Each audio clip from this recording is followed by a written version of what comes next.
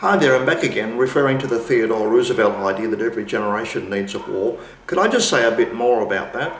That the snowflake generation we have today seem to be utterly spoiled and suffering for never wanting for anything. When you think about it,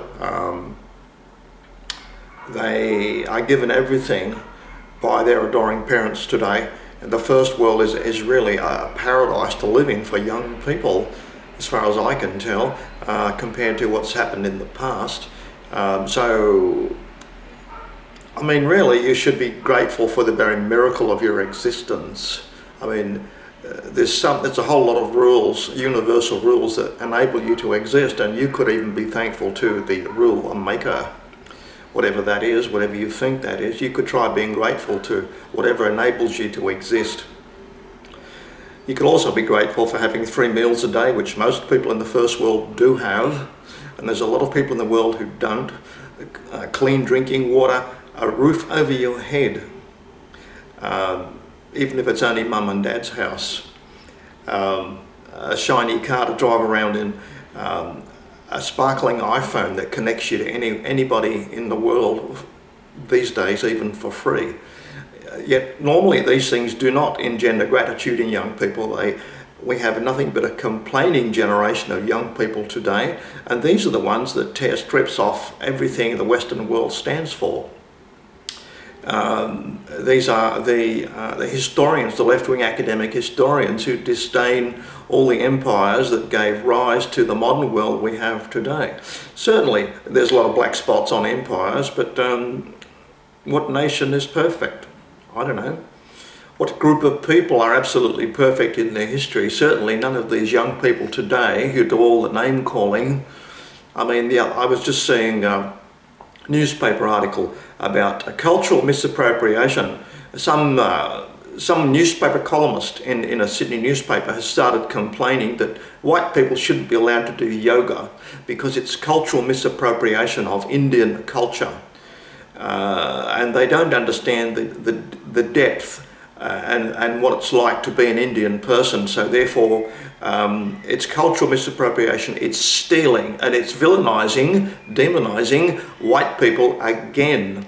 This is something to do with lack of gratitude for everything that white people have done, which has been totally ignored by this left-wing generation, which is taking Europe to its doom with the pathological altruism of letting millions of people into Europe.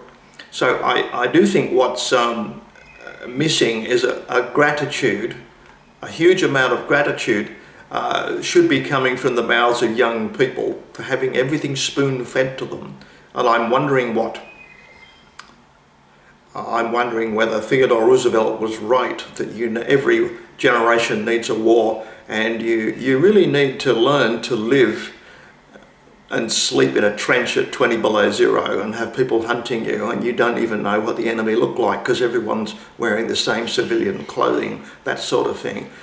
Maybe you need some fear in your life and deprivation and no water and no blankets, being unable to sleep, that sort of thing, and being hunted by people you can't even recognise.